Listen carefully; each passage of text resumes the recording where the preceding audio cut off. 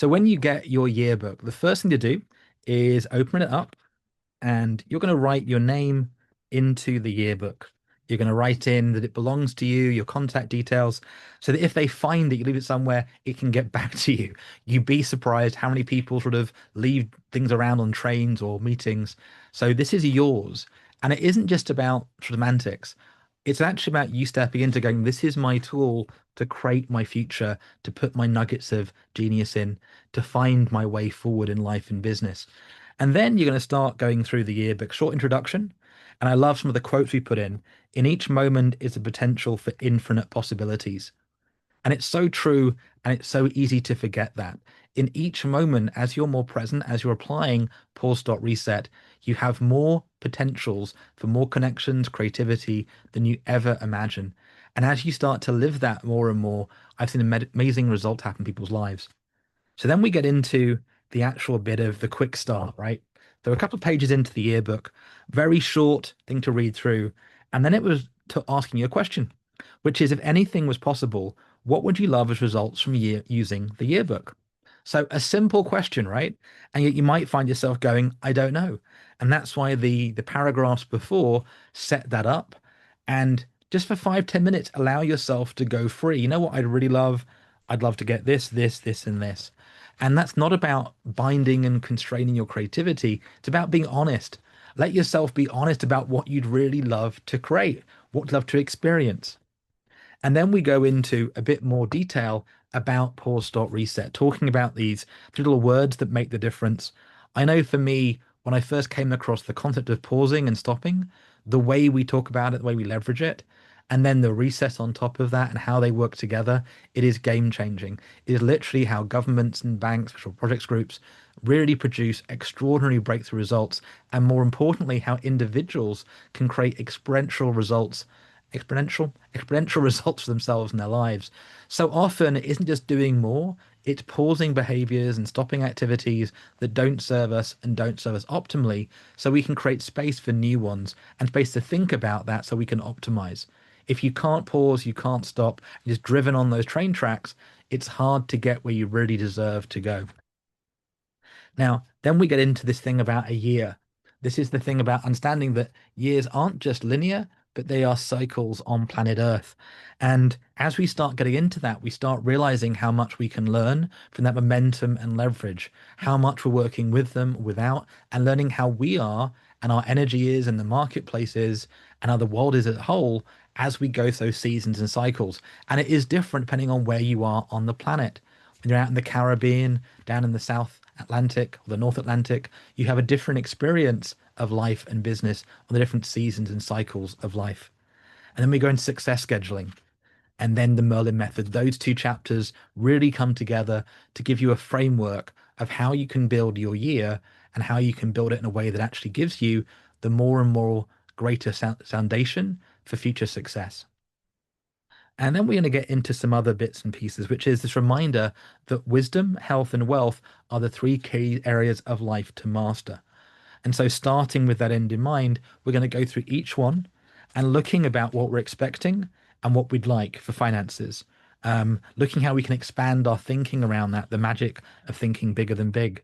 We're looking at our health in that regards, and we're looking again about how to expand that out. And there's space for you to look at those areas of life and really reflect on what's happening now and what your target is at the end of the year so that you've actually got a framework to orientate your focus. And then we go into one of my favorite exercises, which is this thing about the decade. A decade from today, we're going to use the Merlin method to the future we're wanting to create. Imagine yourself waking up 10 years from today. And then also we're looking at the North Star. What are those things that are really these smart goals? What is something that's your direction pointer? The thing you're going to aim at again and again and again through the year, through the ups and downs, the good days and the challenging days. And then we go into, again, one of my favorite subjects, your priorities. And if you've got your top three priorities, right? If you've got those completely clear and solid printed out, you know what they are, it can help you navigate. Some of the best success stories in life is where they are clear on their top priority and they don't let the other distractions come in. And then we get into the quarterly planning, knowing what season we are, thinking about how to break up that North Star goal, and our SMART goal and break it into the quarters and the months. So there's a lot more in the yearbook, but that gives you a good sense of the sections. So we start building up, getting clear on the vision, 10 years out and a year out, and then breaking that down to quarters and months. And all the while building up your treasure chest with great experiences and wisdom nuggets at the back of the yearbook. And so at the end of the year, you've not only produced great results, you've got a record of what your goals were, how you tracked them, and the lessons you can take month by month, quarter by quarter, and onwards year after year as you build a decade that made a difference for you and many others. One of my favorite exercises in the yearbook is about the decade visioning process.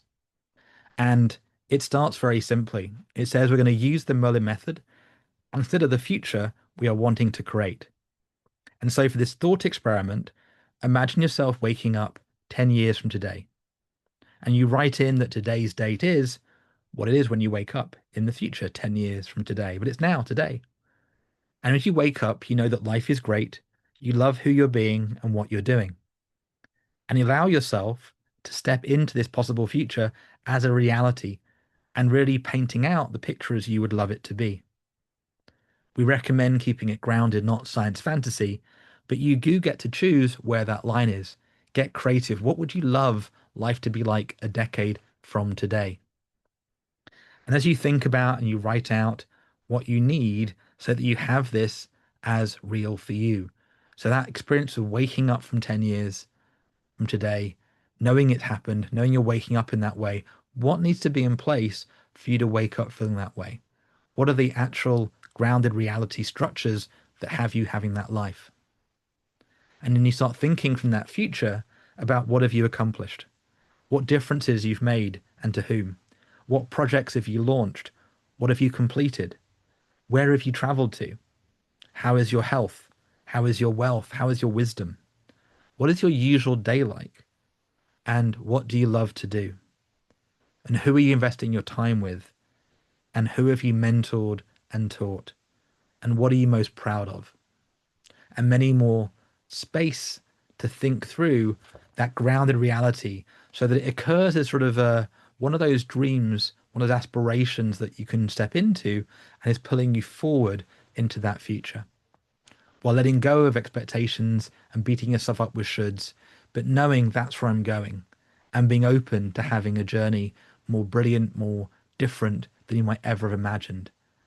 As I've been talking on the last few years on the podcast with Pause Reset, the number of people that were leaving one life and then there was a reset, and 10 years later, 20 years later, their lives are extraordinarily different.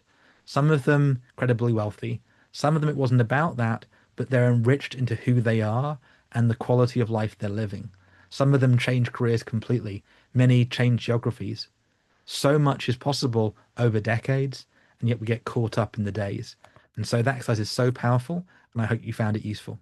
So I want to thank you for listening to this introduction to the yearbook, the Pause Reset yearbook.